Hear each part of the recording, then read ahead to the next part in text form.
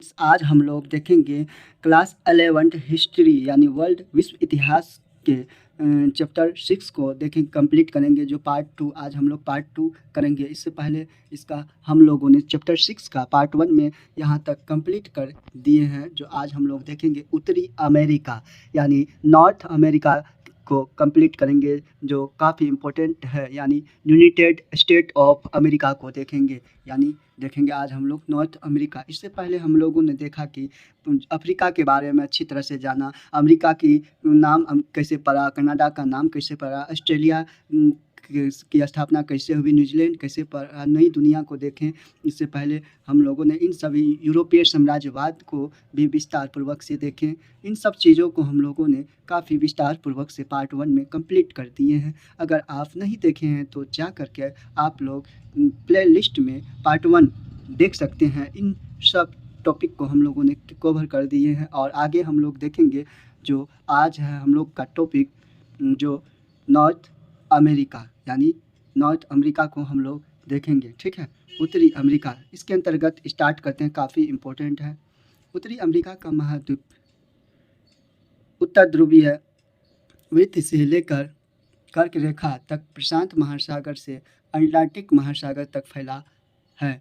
पथरीले पहाड़ों की श्रृंखला के पश्चिम में जो है अरिजोना और नेवाडा की मरुभूमि है। थोड़ा और पश्चिम में सिएरा नेवाडा पर्वत है। जो कहाँ पड़ता है पूछा जाता है तो उत्तरी अमेरिका में पड़ता है। पूर्व में पूछेगा तो जिसको ग्रेट मैदानी इलाके, ग्रेट विस्तृत झीलें, मिसिसिपी और ओहियो और अप्पालाचियां पर्वत की घाटियां हैं। कब कहाँ? उत्तरी अमेरिका के पूर्व साइड में। दक्षिण दिशा की बात करें तो मैक्सिको है। दक्षिण साइड में पूछता है तो मैक्सिको जो होता है उसके नीचे ही आता है वेस्ट इंडीज वगैरह। इन सब को काफ़ी इम्पोर्टेंट है।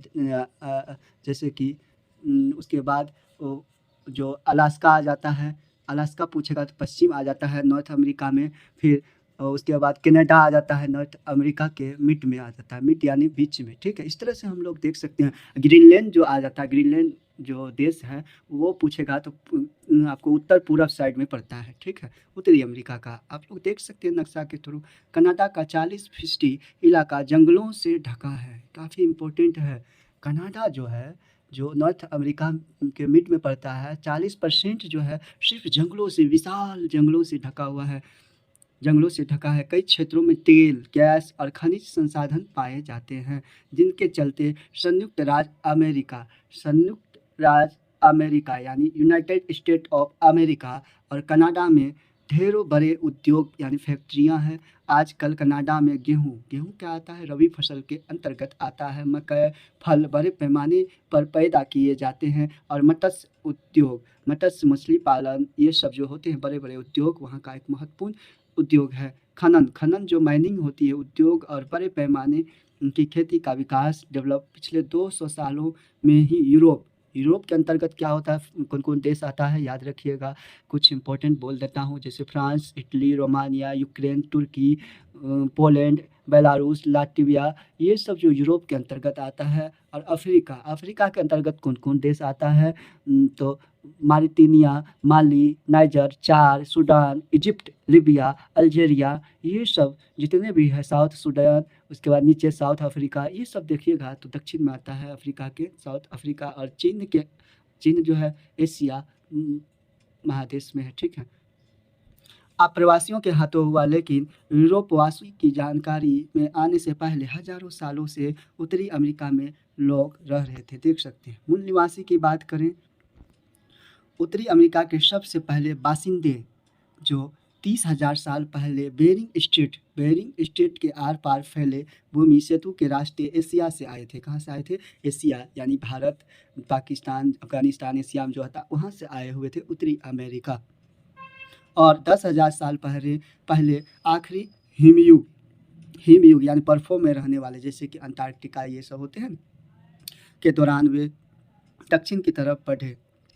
दक्षिण की तरफ की बात करें तो साउथ अमेरिका आता है, ब्राज़ील वगैरह जो होते हैं साउथ अफ्रीका में, अर्जेंटीना, पेरू, कोलंबिया सब आता है, वेनेजुएला, ये सब साउथ अमेरिका में आता है। अमेरिका में मिलने वाली सबसे पुरानी मानव कृति एक तीर की नोक पूछा जाता है सबसे पुरानी जो अमेरिका में खोज हुई थी मिलने वाली सबसे पुरानी मानव के हाथ के द्वारा निर्मित जो कृति था, एक तीर की नोक था। तीर जो होते हैं शिकारी के लिए, आखेट के लिए, वो उसका एक नोक था। कब 11,000 साल पुरानी है। तकरीबन 5,000 साल पहले जब जलवायु में ज़्यादा स्थिरता आई, तब आबादी धीरे धीरे बढ़ने शुरू हो गई, यानी डेवलप। नेटिव क्या होता है? मूल बासिंदा का मतलब होता है कि ऐसा व्यक्ति जो अपने मौजूदा निवास स्थान में ही पैदा हुआ था। 20वीं सदी के आरंभिक वर्षों तक यह पद यूरोपीय लोगों द्वारा अपने निवेशों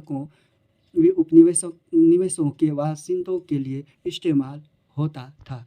अमेरिका की पूर्व संध्या की बात करें, क्या हुई थी अमेरिका में? यानी जब यूरोपीय लोग आए, यूरोप से जो लोग आए थे उस महाद्वीप में, उन्होंने अमेरिका का नाम दिया था। ठीक, पहले एक विविधता हर जगह पसरी हुई थी। लोग 100 से भी ज़्यादा ज़बानें बोलती थी, भाषाएं बोलती थी। वे शिकार, मछली पकड़ना, संग्रहण, बागवानी, खेती वगैरह जो होते हैं, और खेती में जो जो मुमकिन हो वह सब आजमाते हुए अपनी जीविका कमाते थे। यानी इतनी जीविका कमाते थे कि इतनी अनाज खेती उपजाते थे कि उससे लालन पालन हो सके, उनसे उनका पेट भर सके, उनका पोषण हो सके, और फिर जो है स्टॉक नहीं करते थे ज़्यादा अनाज, क्योंकि वो लोग घुमंतू थे। जहाँ यहाँ उपजाया उतना ही उपजाते थे जितना कि उससे उसका पालन हो सके, पोषण हो सके, और फिर दूसरे स्थान पे जाके फिर से उपजा सके। मिट्टी की गुणवत्ता कैसी है और उसके इस्तेमाल तथा देखभाल के लिए कितने प्रयास की दरकार है, इसी पर जीने के तरीके का उनका चुनाव निर्भर करता था।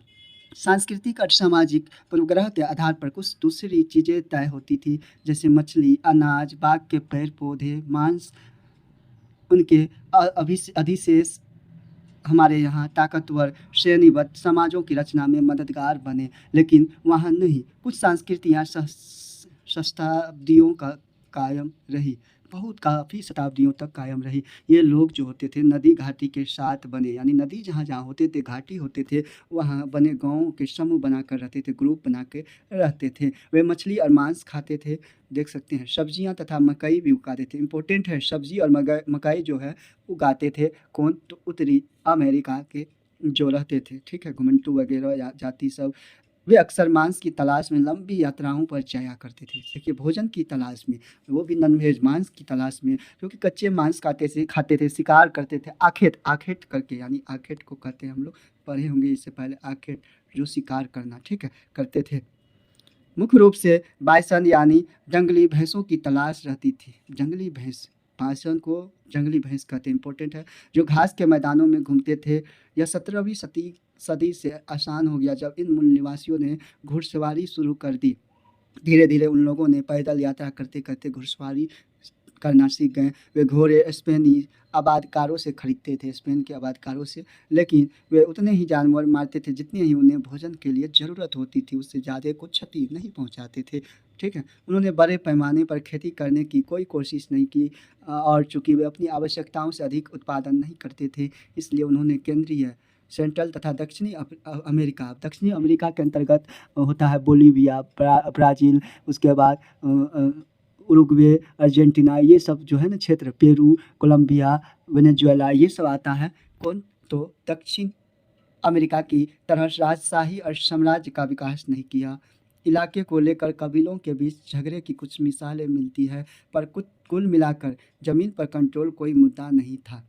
वे ज़मीन पर अपनी मिल्कियत की कोई ज़रूरत महसूस किए बगैर उससे मिलने वाले भोजन और आश्रय से काफ़ी संतुष्ट थे। उनकी परंपरा की एक महत्वपूर्ण विशेषता थी क्या? औपचारिक संबंध था। ठीक है, वे दोस्तियाँ कायम करना तथा उपहारों का आदान प्रदान करना, चीज़ें उन्हें खरीदने की बजाय उपहार के तौर पर हासिल होती थी। ठीक है, उत्तरी अमेरिका में अनेक भाषा जो है लैंग्वेज बोली जाती थी, हालांकि वे लिखी नहीं जाती थी। उनका विश्वास था कि समय की गति चक्रीय है, यानी गोलीय है।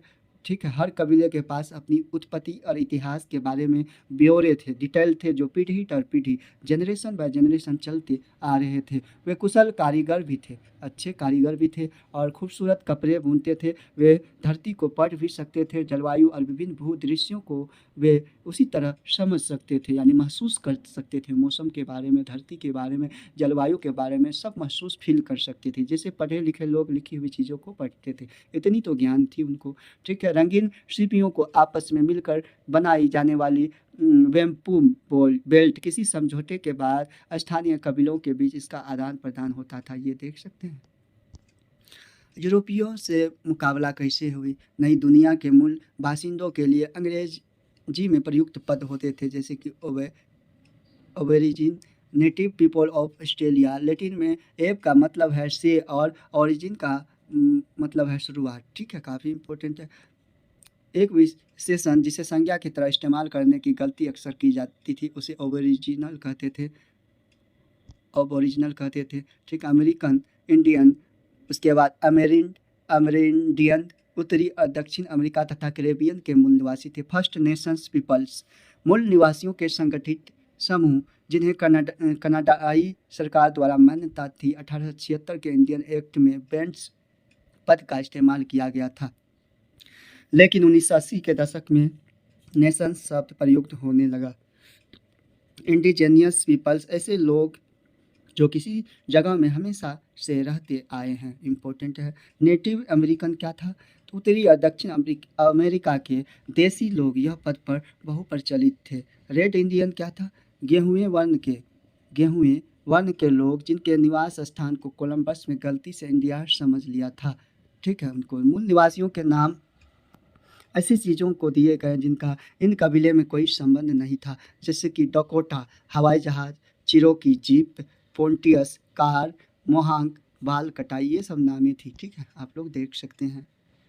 होपी, ठीक है, प्रस्तर की पट्टी पर यह खुदा था कि होपी यह मानते थे। होपी क्या? होपी अब कैलिफोर्निया के निकट रहने वाले आदिवासी लोग को कहते हैं। ठीक है, इम्पोर्टेंट है। उनके पास वापस आने वाले पहले भाई और बहन धरती के पास से कछुए के रूप में आएंगे। वे इंसान होंगे पर कछुओं के रूप में आएंगे। इसलिए जब समय आया तो होपी लोग धरती के उस पार से आने वाले उन कछुओं का स्वागत करने के लिए एक खास गांव में इकट्ठा हुए। वे सुबह सुबह उठ गए और उन्होंने सूर्योदय देखा, सूर्य का उदय को देखा। उन्होंने मरुभूमि के पार जो है निगाह बढ़ाई और उन्होंने बख्तर बंद स्पेनी कोई स्टारडोर दिखलाई पड़ी जो धरती के ऊपर छोर से आते हुए कछुओं की तरह लग रहे थे। सो उन्होंने समझा ये वही है जिनका इंतजार था। लेकिन वे स्पेनी इंसान के पास गए और हाथ मिलाने की उम्मीद पर अपना हाथ जो है बढ़ाया, लेकिन स्पेनी ने उनके हाथ में कोई सस्ती सी चीज़ पकड़ा दी और इससे पूरे उत्तरी अमेरिका में यह बात फैल गई कि बहुत कठिन समय आने वाला है, कि शायद कुछ भाइयों और बहनों ने सभी चीज़ों की पवित्रता को भुला दिया है और इसकी वजह से धरती पर सभी इंसान काफ़ी कष्ट पाने वाले हैं। ये देख सकते हैं। ली ब्राउन की एक वार्ता से 1986 का है। 17वीं सदी में 2 महीने के कठिन समुद्री अभियान के बाद उत्तरी अमेरिका के उत्तरी तट पर पहुंचे यूरोपीय व्यापारियों को यह देखकर सुकून मिला कि वहां के स्थानीय लोग का व्यवहार दोस्ताना और गर्मजोशी भरा है। दक्षिण अमेरिका गए स्पेनियों के विपरीत जो वहाँ की सोने की प्रचुरता से अभिभूत हो गए थे, ये लोग मछली और रोएदार खाल जो होते थे जानवरों का व्यापार के लिए आए, जिससे जो कपड़े मोटे ऊनी बनाने का काम आता था चमड़े का, जिससे उन्होंने शिकार कुशल देसी लोगों की ओर से अपेक्षित मदद मिली। थोड़ा और दक्षिण में मिसिसिपी के किनारे, मिसिसिपी जो है उनके किनारे फ्रांसीसियों ने पाया कि देसी लोग नियमित रूप से जमा होते हैं। इसका मकसद था ऐसे हस्तशिल्पों का आदान प्रदान करना जो किसी खास कबीले में ही बनते थे, यानी खुद से बनाया जाता था, या ऐसे खाद्य पदार्थों का आदान प्रदान जो अन्य इलाकों में उपलब्ध नहीं थे। स्थानीय उत्पादों के बदले में यूरोप के लोग जो थे वहाँ के बासिंदों को कंबल, लोहे के बर्तन जैसे कभी कभी अपनी मिट्टी के पत्तों की जगह इस्तेमाल करते थे। बंदूकें जो जानवरों को मारने में तीर धनुष की अच्छी पूरक साबित होती थी, और शराब भी देते थे। वहाँ के बासिंदों का पहले शराब से परिचय नहीं था। वो लोग शराब से जो है परिचय नहीं था, नहीं जानते थे उनके बारे में। वे जल्दी ही इसके आदत के शिकार भी हो गए धीरे धीरे, जो कि यूरोपीय लोगों के लिए अच्छा साबित हुआ, क्योंकि उन्हें व्यापार के लिए अपनी शर्तें थोपने में सक्षम बनाया। यूरोपीय लोग ने उन मूल निवासियों से तंबाकू की आदत भी ग्रहण कर लिया। एक्सेप्ट क्यूबेक और अमेरिकी उपनिवेश। 1497 ईस्वी में जॉन केबोट न्यू फाउंडलैंड पहुंचा। कौन? जॉन केबोट। 1507 में अमेरिगो डे वेस्पुकी की ट्रेवल प्रकाशित हुई। 1534 ईस्वी में जैक कार्टियर ने सेंट लॉरेंस नदी के किनारे किनारे यात्रा की और मूल बासिंदों से मिला। ठीक है, वहाँ के मूल बासिंदों जो थे आदिवासी, उन सबसे मिले। 1608 ईस्वी में फ्रांसीसियों ने क्यूबेक उपनिवेश की खोज की और 1607 ईस्वी में ब्रिटिश लोगों ने वर्जीनिया उपनिवेश की खोज की, कहाँ, अमेरिकी में। 1620 में ब्रिटिश लोगों ने प्लाईमाउथ यानी मैसाचुसेट्स में खोज की गई। ठीक है, इस तरह से हम लोग देख सकते हैं। पारस्परिक धारणाएं क्या थी 18वीं सदी में? पश्चिम यूरोप जो है, पश्चिम यूरोप की बात करें तो स्पेन वगैरह आता है, फ्रांस आता है, उसके बाद इजराइल आता है, यूनाइटेड किंगडम आता है, इंग्लैंड आता है, ये सब जो है ना पश्चिम यूरोप के अंतर्गत आता है, जर्मनी सब। ठीक है, यूरोप के लोग सभ्य मनुष्य की पहचान साक्षरता, संगठित धर्म और शहरीपन के आधार पर की ही करते थे। उन्हें अमेरिका के मूल निवासी यानी असभ्य प्रतीत हुए। फ्रांसीसी दर्शन शास्त्री जॉन जैक रूसो जैसे कुछ यूरोपीय के लिए ऐसे लोग तारीफ के काबिल थे क्योंकि वे सभ्यता की विकृतियों को से अछूते थे। इसके लिए एक प्रचलित पद था, उदात्त यानी उत्तम जंगली, द नोबेल स्वैग। ठीक है, एक दूसरा नज़रिया अंग्रेजी के कवि विलियम वर्ड्सवर्थ, काफ़ी इंपॉर्टेंट है कि एक पंक्ति में मिलता है कि वर्ड्सवर्थ और रूसो में से कोई भी किसी अमेरिकी मूल निवासी से नहीं मिला था, लेकिन वर्ड्सवर्थ ने उनका वर्णन करते हुए कहा कि वे जंगलों में रहते हैं जहाँ कल्पना शक्ति के पास उन्हें भाव संपन्न करने, उन्हें ऊंचा उठाने या परिष्कृत करने के अवसर बहुत कम है, जिसका मतलब यह है कि प्रकृति के निकट रहने वालों की कल्पना शक्ति और भावना अत्यंत ही सीमित में था। ठीक है, देखते हैं। संयुक्त राज्य अमेरिका के तीसरे प्रेसिडेंट और वर्ड्सवर्थ के समकालीन थॉमस जेफरसन ने मूल निवासियों के बारे में ऐसे शब्द कहे हैं जिन पर आज के समय में कड़ा विरोध जाहिर किया जाता है। यह अभागी नस्ल जिसे सभ्य बनाने के लिए हमने इतनी जहमत उठाई, अपने उन्मूलन का औचित्य सिद्ध करती है। यह दिलचस्प है कि एक दूसरे लेखक वाशिंगटन इरविन ने, जो वर्ड्सवर्थ से खासे छोटे थे और जो मूल निवासियों से सचमुच मिलते थे, उनका वर्णन बिल्कुल भिन्न रूप में किया। जिन इंडियंस की असली ज़िंदगी को देखने का मुझे मौका मिला, वे कविताओं में वर्णित अपने रूप में काफ़ी भिन्न है। यह सच है कि गोरे लोगों जिनकी नीयत पर वे भरोसा नहीं करते और जिनकी भाषा भी नहीं समझते, कि संगठन में रहने पर वे काफ़ी कम बोलते हैं, पर परिस्थितियाँ वैसे ही हो तो गोरा आदमी भी उन्हीं की तरह अल्पभाषी हो जाती है। ये इंडियंस जब अपने के बीच होते हैं तो वे नकल उतारने के उस्ताद साबित होते हैं और गोरों की नकल उतार कर अपना खूब मनोरंजन भी करते थे। वही गोरे जो समझते हैं कि इंडियंस को वे अपनी भव्यता और गरिमा के प्रति गहरे आदर भाव से ओतप्रोत कर चुके हैं, तो गोरे लोग गरीब इंडियंस के साथ ऐसे पेश आते हैं। मैं इसका साक्षी हूँ, यानी उसका साक्षी हूँ। मानो उनमें और जानवरों में बहुत कम फर्क पड़ते थे। ये थी, देख सकते हैं, इंडियन और गोरे की बातें हो रही थी। मूल वासिंदे यूरोपीय लोगों के साथ जिन चीज़ों का आदान प्रदान करते थे, वे उनके दोस्ती के लिए उपहार यानी उपहार प्राइज थे। दूसरी ओर अमीरी का सपना देखने वाले यूरोपीय लोगों के लिए मछली और रोएदार खाल माल के रूप में जो थे, उसे उन्होंने मुनाफा कमाने के लिए यूरोप में बेचना था। इन बेची जाने वाली चीज़ों के दाम पूर्ति के आधार पर साल दर साल बदलते रहते थे। मूल निवासी इसे समझा नहीं सकते थे। उन्हें सुदूर यूरोप में स्थिर बाजार का जरा भी बोध नहीं था, संकेत नहीं थे। उनके लिए तो यह सब पहले की तरह था। यूरोपीय व्यापारी उनकी चीज़ों के बदले में कभी तो बहुत सारा सामान देते थे और कभी बहुत कम। वे यूरोपीय लोग के लालच को देखकर भी दुखी होते थे। प्रचुर मात्रा में रोएदार खाल हासिल करने के लिए उन्होंने सैकड़ों उदबिलाओं को हासिल किया था और मूल वासिंदे इससे काफ़ी विचलित थे। उन्हें डर था कि जानवर उनसे एक विध्वंस का बदला लेंगे। ठीक है, इस तरह से हम लोग अब देखते हैं ये मूल्य क्या था। मूल निवासियों की कई लोक कथाओं में यूरोपीय जनों का मजाक उड़ाया गया था और उनका वर्णन लालची और धूर्त के रूप में किया गया था, लेकिन चूंकि वे काल्पनिक कथाओं की शक्ल में थी, इसलिए यूरोपीय लोग उनके सही संदर्भ को काफ़ी बाद में जाकर समझ पाए। शुरुआत में आए यूरोपीय लोग जो कि व्यापारी थे, पीछे पीछे अमेरिका में बसने के लिए भी लोग आए। 17वीं सदी में यूरोपीय लोग के कुछ समूह ईसाइयत के भिन्न संप्रदाय से ताल्लुक़ रखने की वजह से उत्पीड़न के शिकार थे। कैथोलिक प्रभुत्व के देशों में रहने वाले प्रोटेस्टेंट या प्रोटेस्टेंटवाद का राजधर्म का दर्जा देने वाले देशों के कैथोलिक उनमें से बहुतेरों में यूरोप छोड़ दिया और एक नई ज़िंदगी शुरू करने के लिए अमेरिका चले गए।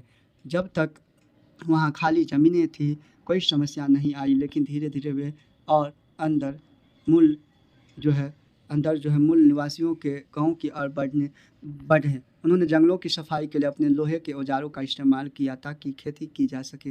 मूल निवासियों और यूरोपीय लोग जब जंगल को देखते तो उनकी निगाह में अलग अलग चीज़ें आती थी। मूल निवासियों ने उन राष्ट्रों की पहचान की जो यूरोपीय लोगों के लिए अदृश्य थे। यूरोपीय लोगों की कल्पना में कटे हुए जंगल की जगह मक्के के खेत भरते थे। जेफरसन का सपना एक ऐसे देश का था जो छोटे छोटे खेतों वाले यूरोपीय लोगों से आबाद था। मूल निवासी जो अपनी ज़रूरतों के लिए फसलें उगाते, न कि बिक्री और मुनाफे के लिए, सिर्फ अपने खाने पीने के लिए, और जो ज़मीन का मालिक बनने को गलत मानते थे, इस बात को नहीं समझ सकते थे। यही चीज़ उन्हें जेफरसन की निगाह में असभ्य बनाती थी। कनाडा और संयुक्त राज्य अमेरिका यानी यूनाइटेड स्टेट ऑफ अमेरिका को देखेंगे। 1701 में क्यूबेक के मूल निवासियों के साथ फ्रांसीसियों का एक समझौता हुआ। 1763 में क्यूबेक पर ब्रिटिशों की विजय हुई। 1774 में क्यूबेक एक्ट लागू किया गया। 1791 में कनाडा और संवैधानिक एक्ट को लागू किया गया। कनाडा में 1781 में ब्रिटेन के संयुक्त राज्य America United state of America को एक स्वतंत्र देश के रूप में मान्यता दी गई। 1783 ईस्वी में बात करें तो ब्रिटिश जो थे, ब्रिटिशियन लोगों ने यूनाइटेड स्टेट ऑफ अमेरिका को मध्य पश्चिम सौंप दिया। ठीक है। कनाडा, ये देख सकते हैं हम लोग यूनाइटेड स्टेट ऑफ अमेरिका यानी नॉर्थ अमेरिका के बारे में देखेंगे। ये क्षेत्र है और जो है ओरेगन देश इसके अंतर्गत आता है।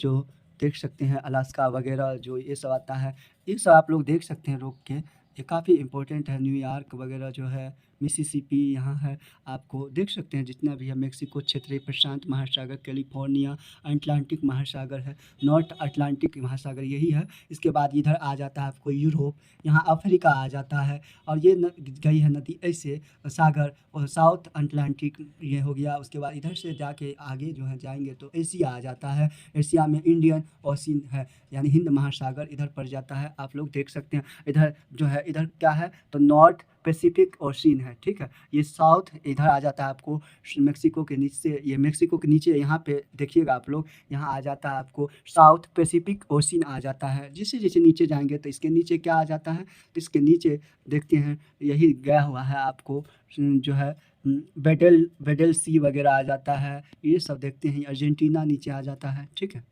तो हम लोग आगे देखते हैं जिन मुल्कों को हम कनाडा और संयुक्त राज्य अमेरिका के नाम से जानते हैं यानी यूनाइटेड स्टेट ऑफ अमेरिका के नाम से जानते हैं, वे 18वीं सदी के अंत में वजूद में आए। अपने वर्तमान क्षेत्रफल का एरिया का एक छोटा हिस्सा ही उस समय उनके कब्जे में था। ठीक है। मौजूदा आकार तक पहुंचने के लिए अगले 100 सालों में उन्होंने अपने कंट्रोल वाले इलाका में काफ़ी इजाफा किया। संयुक्त राज्य अमेरिका ने कई विशाल क्षेत्रों की खरीद की।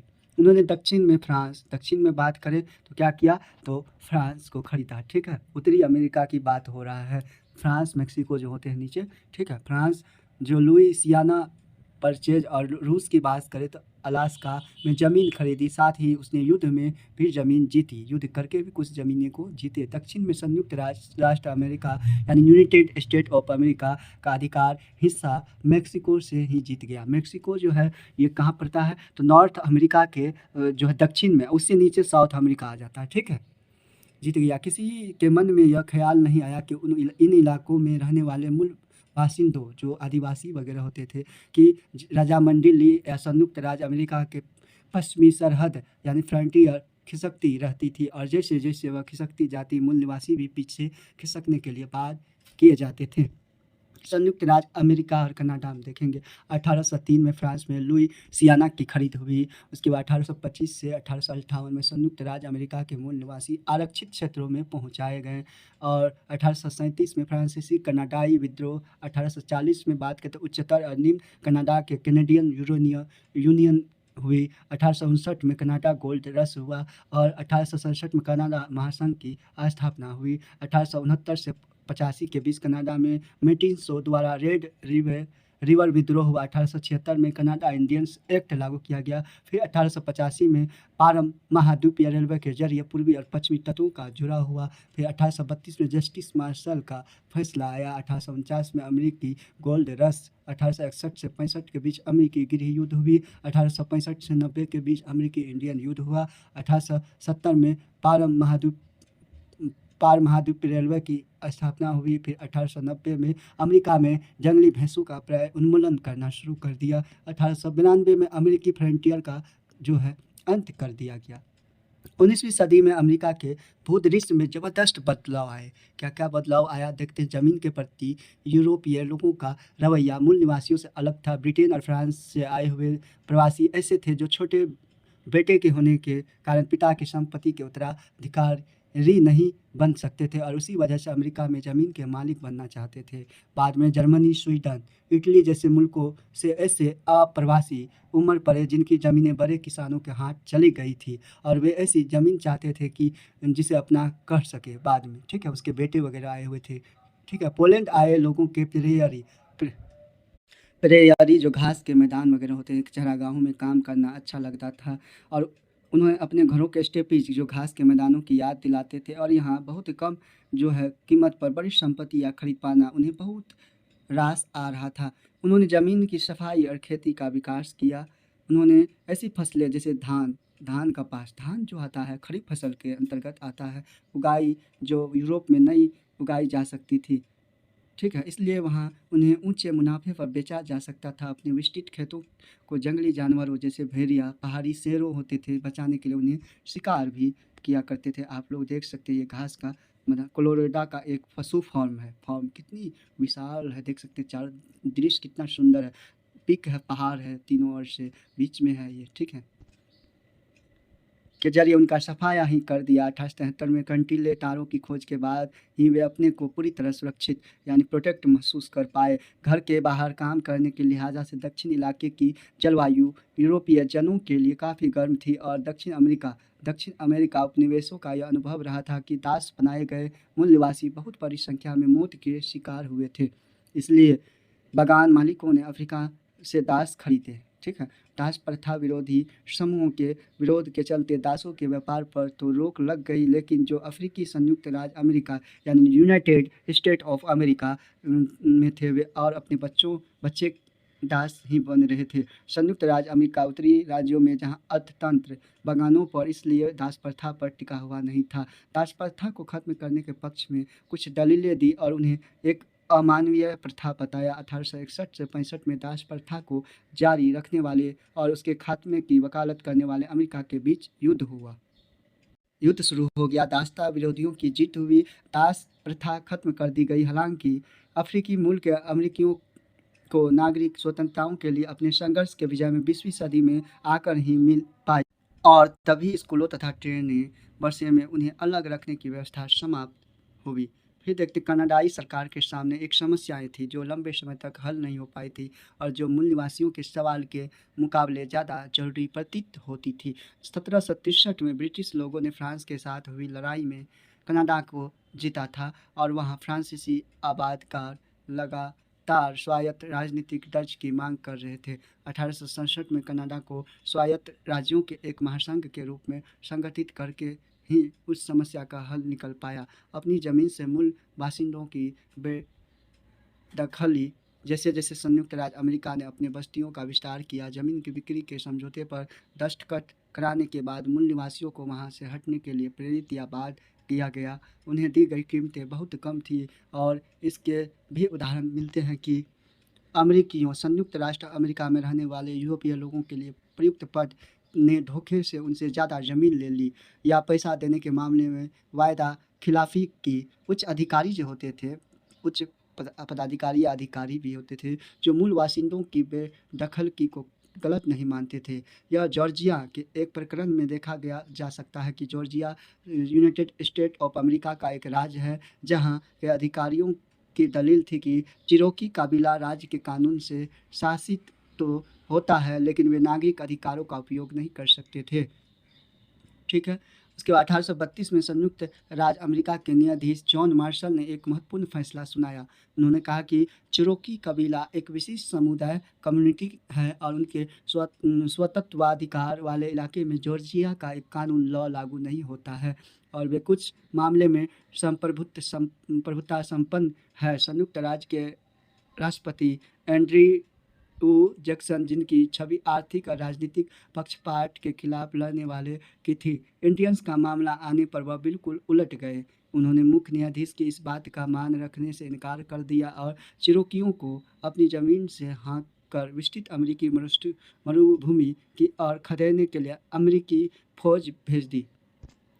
जिन 15,000 लोगों को वहाँ से हटने पर मजबूर किया, उनमें से एक चौथाई जो होते हैं 25%, ठीक है, आंसुओं की राह ट्रेल ऑफ टीयर के सफ़र में भी मर या खप गए थे। जिन लोगों ने पहले से रहने वाले कबीलों की ज़मीनें ले ली, वे इस आधार पर अपने को उचित ठहराते थे कि चूँकि मूल निवासी ज़मीन का अधिकतम इस्तेमाल करना नहीं जानते हैं, इसलिए वहाँ के उनके कब्जे में रहनी ही नहीं चाहिए। वे इस बात पर भी मूल निवासियों की आलोचना करते कि वे आलसी हैं, इसलिए बाजार हेतु उत्पादन करने में मैन्युफैक्चर करने में अपने शिल्प कौशल का इस्तेमाल नहीं करते हैं। अंग्रेजी सीखने और ढंग के कपड़े, जिसका मतलब था कि यूरोपीय जैसे कपड़े से पहनने में उनकी दिलचस्पी नहीं है।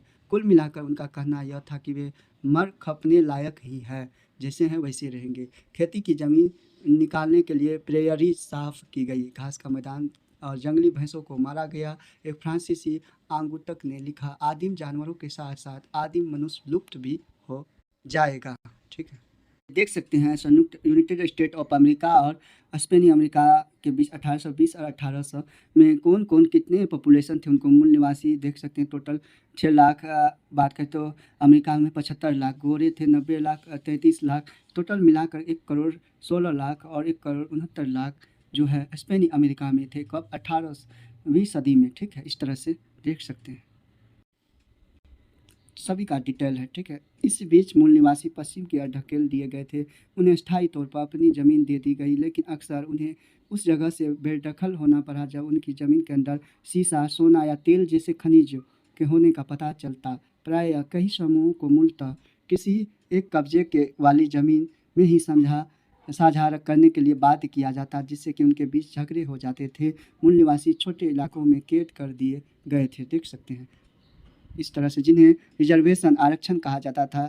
ये प्रायः ऐसी ज़मीन होती थी जिसके साथ उनका पहले से कोई रिश्ता नहीं होता था। ऐसा नहीं है कि अपनी ज़मीनें उन्होंने बिना लड़े छोड़ दी हो। संयुक्त राज्य की फौज ने 1865 से 1890 के बीच विद्रोहों को एक पूरी श्रृंखला का दमन किया था। कनाडा में 1869 से 1885 के बीच मेटिसो यूरोपीय मूल निवासियों के वंशज जो थे के सशस्त्र विद्रोह हुए थे, लेकिन इन लड़ाइयों के बाद उन्होंने हार मान ली थी। ठीक है, ये देख सकते हैं आप लोग, ये है आपको मानव शास्त्र। यह महत्वपूर्ण है कि इसी समय 1840 के दशक से उत्तरी अमेरिका में मानव शास्त्र विषय जो कि फ्रांस में विकसित हुआ था, शुरुआत हुई। यह शुरुआत स्थानीय आदिम समुदायों और यूरोप के सभ्य जो होते थे समुदायों के बीच अंतर के अध्ययन के लिए हुई। कुछ मानव शास्त्रियों ने यह स्थापित किया कि जिस तरह यूरोप में आदिम लोग नहीं पाए जाते, उसी तरह अमेरिकी मूल निवासी भी समाप्त हो जाएंगे। देख सकते हैं, ये मूल निवासी का एक घर है, इस टाइप का था।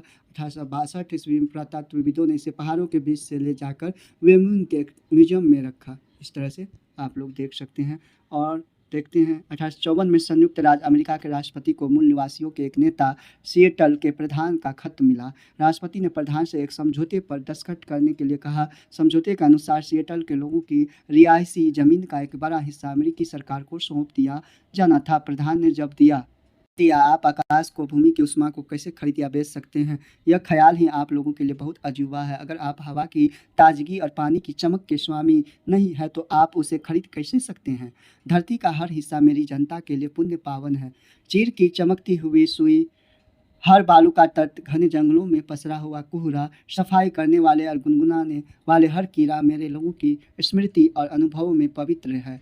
पैरों में दौड़ता हुआ रस, जिसे रेडमैन की स्मृतियों का वाहक है। इसलिए वाशिंगटन में बैठा महान मुखिया ग्रेट चिप्स चिप जो जब यह संदेश भेजता है कि वह हमारी ज़मीन खरीदना चाहते हैं तो वह हमसे कुछ ज़्यादा ही उम्मीद करता है। महान मुखिया का संदेश है कि वह हमारे लिए कोई जगह मुकर्रर कर देंगे ताकि हम आराम से रह सकेंगे। अब वह हमारे पिता होंगे, हम उनके बच्चे होंगे, इसलिए हम इस ज़मीन को खरीदे जाने के प्रस्ताव पर विचार करेंगे, लेकिन यह आसान न होगा क्योंकि यह ज़मीन हमारे लिए पावन है।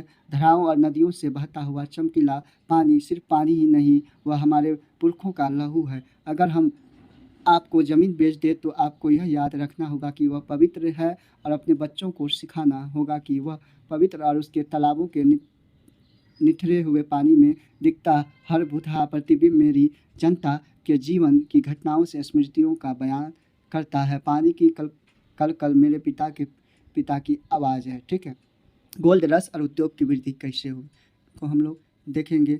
ठीक है, गोल्ड रश और उद्योग की वृद्धि, यह उम्मीद हमेशा की जाती थी कि उत्तरी अमेरिका के धरती के नीचे सोना जो होते हैं गोल्ड। 1840 में संयुक्त राज्य अमेरिका के कैलिफोर्निया में सोने के कुछ चिन्ह मिले, देख सकते हैं। इसने गोल्ड रश को जन्म दिया। इस आपाधापी का नाम है जिससे हजारों की संख्या में आतुर यूरोपीय लोग चुटकियों में अपनी तकदीर संवार लेने की उम्मीद में अमेरिका पहुंचे।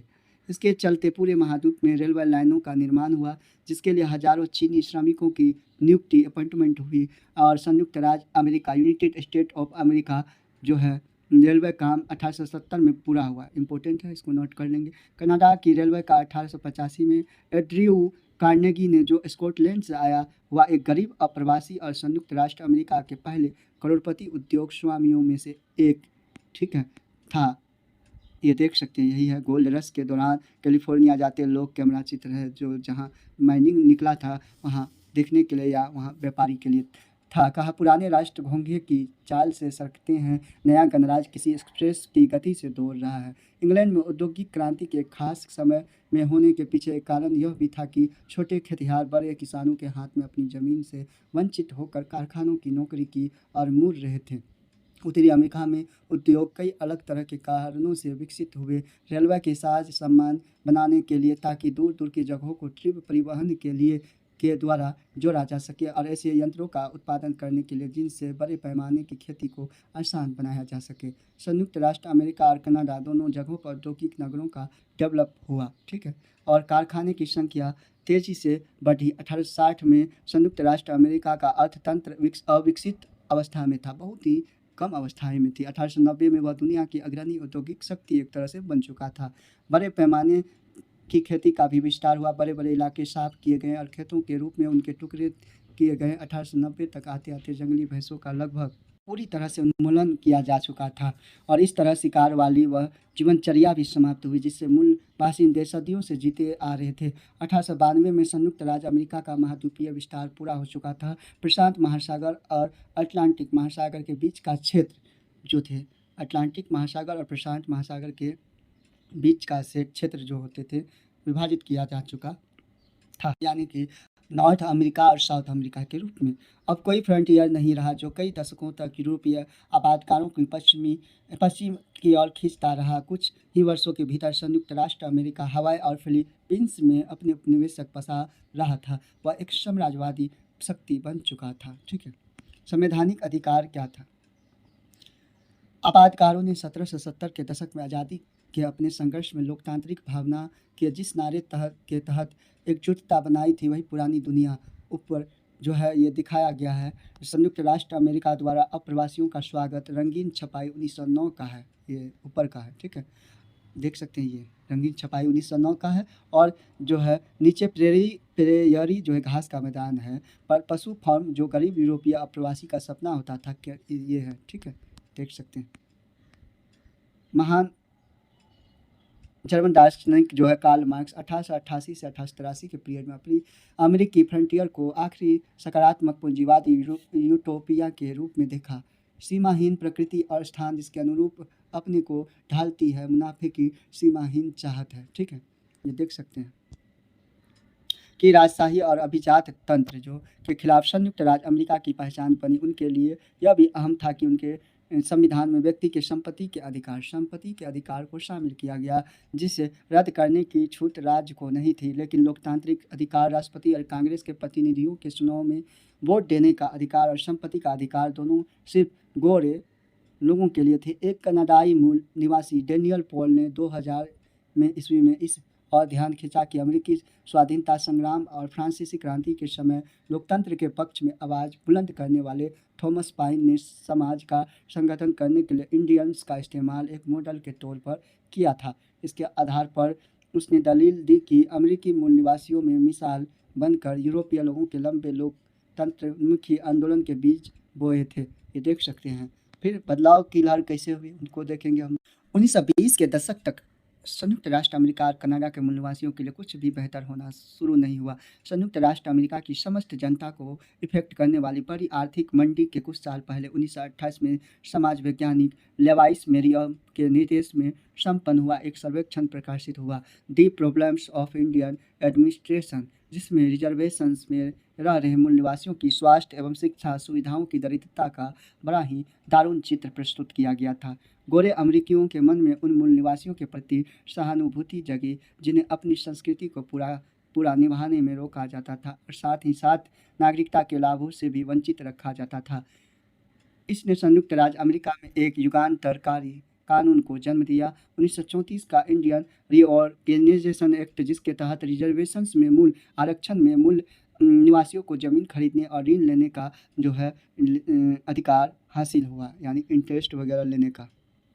1950 और 60 के दशक में संयुक्त राज्य अमेरिका और कनाडा की सरकारों ने मूल बासिंदों के लिए किए गए विशेष प्रावधानों को खत्म करने पर इस उम्मीद से विचार किया कि इससे वे मुख्य धारा में शामिल होंगे, अर्थात वे यूरोपीय संस्कृति को अपनाएंगे। लेकिन मूल बासिंदे ऐसा नहीं चाहते थे। 1954 में अनेक मूल निवासियों ने अपने द्वारा तैयार किए गए डिक्लेरेशन ऑफ इंडियन राइट्स में इस शर्तों के साथ संयुक्त राष्ट्र अमेरिका की नागरिकता स्वीकार की, उनके रिजर्वेशंस वापस नहीं लिए जाएंगे और उनकी परंपराओं में दखल अंदाजी नहीं की जाएगी। कुछ ऐसी ही चीज़ें कनाडा में भी हुई। 1969 में सरकार ने घोषणा की कि वह आदिवासी अधिकारों को मान्यता नहीं देगी। मूल निवासियों ने सुसंगठित तरीकों से उसका विरोध करते हुए धरना प्रदर्शन और वाद विवादों की एक पूरी श्रृंखला आयोजित की। 1982 में एक संवैधानिक धारा के तहत मूल निवासियों के मौजूदा आदिवासी अधिकारियों और समझौता आधारित अधिकारों की स्वीकृति मिलने तक यह सवाल हल नहीं हो पाया, परंतु इन अधिकारों की बारीकियों के बारे में बहुत से फैसले बाकी है। पर अब यह बहुत साफ है कि दोनों मुल्कों के मूल निवासियों ने 18वीं सदी के मुकाबले अपनी संख्या बहुत कम हो जाने के बावजूद अपनी संस्कृति को निभाने के अपने अधिकारों को लेकर पुरजोर दावेदारी की और ख़ास तौर से कनाडा में अपनी पवित्र भूमि पर अधिकार भी दावेदारी की। ऐसे ही दावेदारी 1880 के दशक में उनके पुरखे नहीं कर सकते थे। देख सकते इतनी थी। ब्रिटिश राज के अधीन भारतीय क्या थे, मनमाने ढंग से इन पर लगाए गए, उन्हें बराबर नहीं माना गया। तर्क यह दिया गया कि अभी प्रतिनिधित्व की सरकार की जिम्मेदारी के लिए तैयार नहीं है। अमेरिका और ऑस्ट्रेलिया के मूल निवासी, उन्हें नागरिक के रूप में नहीं देखा गया, असमान माना गया, मतलब भेदभाव के रूप में। तर्क यह दिया कि ये पिछड़े हुए आदि मानव है जिनकी कोई स्थानबद्ध कृषि नहीं, भविष्य के बारे में न ज़्यादा सोचते थे न बचत करते थे, उनके पास शहर भी नहीं थे। अमेरिका में अफ्रीकी मूल के दास व्यक्तिगत स्वतंत्रता से वंचित बराबर नहीं माना गया। तर्क दास प्रथा उनकी अपनी सामाजिक व्यवस्था का हिस्सा है। काले लोग निकृष्ट हैं। अब ऑस्ट्रेलिया के बारे में हम लोग देखेंगे। जो ऑस्ट्रेलिया जो है उत्तरी और दक्षिण अफ्रीका की तरह ही अमेरिका की तरह ही ऑस्ट्रेलिया में भी मानव निवास का इतिहास लंबा है। शुरुआती मनुष्य आदि मानव, जिन्हें क्या कहते थे, एबोरिजिनिन कहते थे, ठीक है, याद रखिएगा। यह कई भिन्न भिन्न समाजों के लिए प्रयुक्त एक सामान्य नाम है। ऑस्ट्रेलिया में 40,000 साल पहले आने शुरू हुए, संभवतः उससे भी पहले की बात है। वे ऑस्ट्रेलिया के साथ एक भू सेतु से जुड़े न्यू गिनी से आए हुए मूल निवासियों की अपनी परंपराओं के हिसाब से वे ऑस्ट्रेलिया आए नहीं थे, बल्कि हमेशा यही थे। ब्रिटिश सदियों स्वप्न काल, सपनों की काल कही जाती थी। इस कथन को समझना यूरोपीय लोगों के लिए मुश्किल था, जो यूरोप से आए हुए थे, Poland, Ukraine, France, Italy, Romania, इन सब से जो यूके से आए हुए थे ऑस्ट्रेलिया, उनकी बातें हो रही थी, क्योंकि इसमें अतीत और वर्तमान, बीता हुआ और वर्तमान का अंतर धुंधला हो जाता था। 18वीं सदी के आखिरी दौर में ऑस्ट्रेलिया में मूल निवासियों ने 350 से 750 तक समुदाय थे। लगभग इतनी समुदाय कम्युनिटी थी। समुदाय की अपनी भाषा थी। इनमें 200 भाषाएँ आज भी बोली जाती, आज इम्पोर्टेंट है। देसी लोगों का एक और विशाल समूह उत्तर में रहता था ग्रुप में। इसे टॉरस स्ट्रेट टापुवासी कहते थे, उत्तर में रहने वाले, इम्पोर्टेंट है।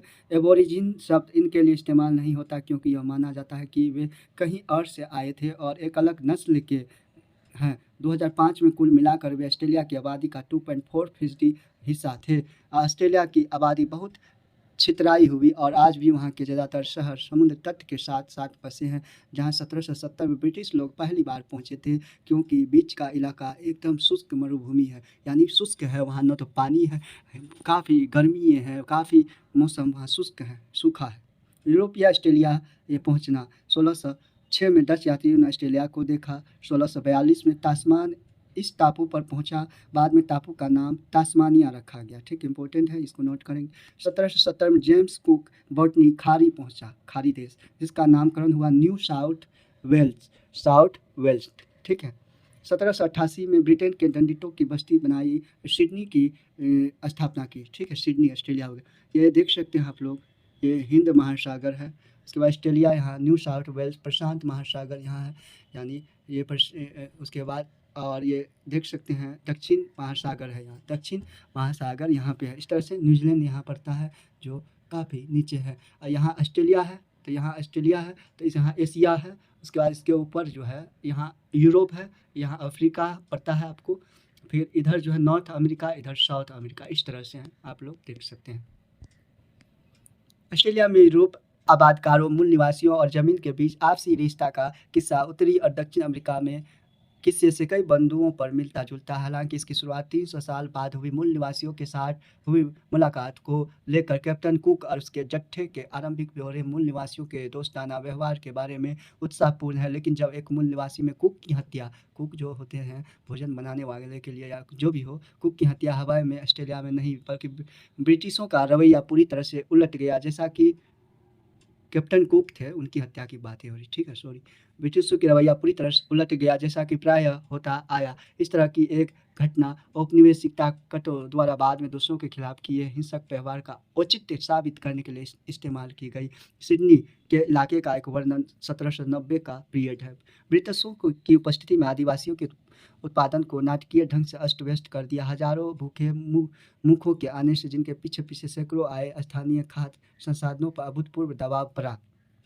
दो दारुक लोगों ने इन सब के बारे में क्या सोचा होगा। उनके लिए पवित्र स्थानों का इतने बड़े पैमाने पर विनाश और अपनी जमीन के प्रति विचित्र हिंसक बर्ताव समझ से परे था। ये नवांगतुक बिना वजह पैरों को काटते जाते, यहाँ बिना वजह इसलिए जान पड़ता था कि उन्हें न डोंगी बनानी थी, न जंगली शहद इकट्ठा करना था और न ही जानवर पकड़ने थे। पत्थरों को हटाकर उनका चट्टा लगा दिया गया, मिट्टी खोद कर उसे आकार देकर पका दिया गया, जमीन में गड्ढे बना दिए गए, बहुत भारी भरकम इमारतें तैयार कर दी गई। पहले पहल उन्हें इस सफाई की तुलना किसी पवित्र अनुष्ठानिक भूमि के निर्माण से होगी। संभवतः उन्होंने सोचा कि एक विशाल कर्मकांडी जलसा होने जा रहा है और एक खतरनाक धंधा होगा जिससे उन्हें पूरी तरह दूर रहना चाहिए। और कोई संदेह नहीं कि इसके बाद दारुक उन बस्तियों में बच कर रहने लगे और राजकीय अपहरण ही उन्हें वापस लाने का एकमात्र ही तरीका था। यूरोपीय लोगों के आगमन को सभी मूल बाशिंदों जो आदिवासी वगैरह होते थे आदि खतरे की तरह नहीं देखा। वह यह अनुमान नहीं लगा पाए कि 19वीं और 20वीं सदी के दरमियान कीटाणुओं के असर से अपनी ज़मीनें खोने के चलते आबादकारों के साथ हुई लड़ाइयों में लगभग 90% मूल बाशिंदों को अपनी जान गंवानी पड़ेगी। ब्राज़ील में पुर्तगाली कैदियों को बसाने का प्रयोग तब जाकर बंद कर दिया गया जब उनके हिंसक बर्ताव में मूल निवासियों को प्रतिहिंसा पर उतारू कर दिया। ब्रिटिशों ने स्वतंत्र होने तक अमेरिकी उपनिवेशों में यही तरीका अपनाया और फिर से उसे ऑस्ट्रेलिया में भी जारी रखा। ऑस्ट्रेलिया के ज़्यादातर शुरुआती आबादकार इंग्लैंड जो होते हैं, इंग्लैंड से निर्वासित होकर आए थे और उनके कारावास पूरे होने पर ब्रिटेन वापस न लौटने की शर्त पर उन्हें ऑस्ट्रेलिया में स्वतंत्र जीवन जीने की इजाज़त दे दी गई। अपने क्षेत्र में इतने भिन्न इस इलाके में किसी भी तरह के सहारे के बगैर जीवन यापन करने के लिए उन्होंने खेती के लिए ली गई ज़मीन को मूल निवासियों को निकाल बाहर करने में झिझक नहीं दिखलाई। ऑस्ट्रेलिया का डेवलप कैसे हुआ उनको देखते कब का 1850 में ऑस्ट्रेलियाई बस्तियों को स्वशासन का एक अधिकार हुआ। 1851 में चीनी कुलियों का अप्रवास। 1855 में कानून बनाकर इसे रोका गया। फिर 1851 से 1961 में गोल्ड रश खोज हुई। 1901 में 6 राज्यों को लेकर ऑस्ट्रेलियाई संघ का एक तरह से निर्माण हुई। 1911 में कैनबरा राजधानी बनाई गई ऑस्ट्रेलिया। 1948 से 75 में 20 लाख यूरोपीय लोग ऑस्ट्रेलिया में आकर बस गए। यूरोपीय बस्तियों के तहत ऑस्ट्रेलिया का आर्थिक विकास अमेरिका जिनका भिन्नतापूर्ण नहीं था। भेड़ों के विशाल फार्म में खाने उसके पश्चात मदिरा बनाने हेतु अंगूर के बाग और गेहूं की खेती एक लंबी अवधि में काफ़ी परिश्रम से विकसित हो पाई। उन्होंने ऑस्ट्रेलिया की संपन्नता की बुनियाद तैयार की। जब राज्यों को मिलाया गया और 1911 में ऑस्ट्रेलिया की एक राजधानी बनाने की योजना चल रही थी, तब उसके लिए वुल गोल्ड नाम का एक सुझाव दिया था। इंपॉर्टेंट है, इसको याद रखिएगा। अंततः इसका नाम कैनबरा रखा गया। एक स्थानीय शब्द कैनबरा से बना है जिसका अर्थ है सभा स्थल। ठीक है। कुछ मूल निवासियों ऐसे सख्त हालात में खेतों में काम करते थे जिसका दास प्रथा से अंतर बहुत कम था। बाद में चीनी अप्रवासियों ने सत्ता श्रम मुहैया कराया जैसा कि कैलिफोर्निया में हुआ था। लेकिन गैर गोरों पर बढ़ती हुई निर्भरता से जन्मी घबराहट के चलते दोनों देशों की सरकारों ने चीनी अप्रवासियों को प्रतिबंधित कर दिया। 1974 तक लोगों के मन में यह भय घर कर गया कि दक्षिण एशिया और दक्षिण पूर्व एशिया के गहरी रंगत वाले लोग बड़ी तादाद में ऑस्ट्रेलिया आ सकते हैं। इसलिए गैर गोरों को बाहर रखने के लिए सरकार ने एक नीति अपनाई। ठीक है। उसके लिए बदलाव की लहर क्या थी उनको देखेंगे। 1968 में एक मानव शास्त्री WEH स्टेनर के एक व्याख्यान से लोगों के बिजली की तरंग सी दौड़ गई। ठीक है। लोगों में व्याख्यान का शीर्षक द ग्रेट ऑस्ट्रेलियन साइलेंट, महान ऑस्ट्रेलियाई चुप्पी। इतिहासकारों की मूल निवासियों के बारे में चुप्पी थी। 1970 के दशक से उत्तरी अमेरिका की तरह यह भी मूल निवासियों को एक नए रूप में समझने की चाहत जग चुकी थी। उन्हें मानव शास्त्रीय जिज्ञासाओं के रूप में नहीं बल्कि विशिष्ट संस्कृतियों वाली समुदायों के रूप में प्रकृति और जलवायु को समझने की विशिष्ट पद्धतियों के रूप में समझना था। उन्हें ऐसे समुदायों के रूप में समझना था जिनके पास अपनी कथाओं और कपड़ा साजी, चित्रकारी, हस्तशिल्प के कौशल का विशाल भंडार था और भंडार सराहने, आदर और अभिलेखन के योग्य था। इन सब की तरह यह जरूरी सवाल था जिसे आगे चलकर हेनरी रेनॉल्ड्स ने अपनी प्रभावशाली पुस्तक व्हाइट वरंत की टोल्ड हमें बताया क्यों नहीं गया मेरे सामने रखा। इस किताब में ऑस्ट्रेलियाई इतिहास लेखन की इस तरह की भर्त्सना की गई जिसमें कैप्टन कुक की खोज से ही इतिहास की शुरुआत मानी जाती है। ठीक है। थी इसके बाद मूल निवासियों की संस्कृतियों का अध्ययन करने के लिए विश्वविद्यालय विभागों की स्थापना हुई। कला दीर्घाओं यानी आर्ट गैलरीज में देसी कलाओं की दीर्घाएं शामिल की गई। देसी संस्कृति को समझाने वाले कल्पनाशील तरीके से सज्जित कमरों के लिए संग्रहालयों में जगह बनाई गई और मूल निवासियों ने अपने जीवन इतिहासों को लिखना शुरू कर दिया। यह सब एक अद्भुत प्रयास है। यह प्रयास समय रहते शुरू हो गया। अगर मूल निवासियों की संस्कृतियों की अनदेखी बदस्तूर जारी रहती तो इस समय उसका काफ़ी कुछ स्मृति की गत में जा चुका होता। 1974 में बहुसांस्कृतिकवाद ऑस्ट्रेलिया की राजकीय नीति रही और जिन्हें मूल निवासियों की संस्कृतियों और यूरोप तथा एशिया के अप्रवासियों की भांति भांति संस्कृतियों को समान आदर दिया गया। ठीक है। विनय देखते हैं। विडेन हृदय वाली मेरी बहन कैथी, ये देख सकते हैं ऑस्ट्रेलियाई लेखिका जूडिथ राइट 1915 से 2000 में ऑस्ट्रेलियाई मूल निवासियों के अधिकारों के लिए जोरदार आवाज़ बुलंद की। उसने गोरे और मूल निवासियों को अलग अलग रखने में होने वाली कई नुकसानों को लेकर अत्यंत प्रभावशाली कविताएं लिखी। तो वो कविता क्या है देख सकते हैं। विदीर्ण हृदय वाली मेरी बहन कैथी, मैं नहीं जानती कि कागज़ की छाल पर लिखी तुम्हारे सपनों के समय की हर्ष विषादमय कहानियों के लिए मैं तुम्हें कैसे धन्यवाद दूँ। ठीक है। तुम गहरी रंगत वाले उन बच्चों में से एक थी जिनके साथ खेलने की मुझे इजाज़त न थी। नदी तट पर अपना खेमा गाड़ने वाले गलत रंग के लोग मैं तुम्हें गोरा न बना सकी, इसलिए काफ़ी देर से मैं तुम्हें मिली। काफ़ी देर में शुरुआत हुई जानने की। उन्होंने मुझे भी बताया था कि जिस ज़मीन को मैं इतना प्यार करता हूँ वह तुम्हारे ही हाथों से छीनी गई थी।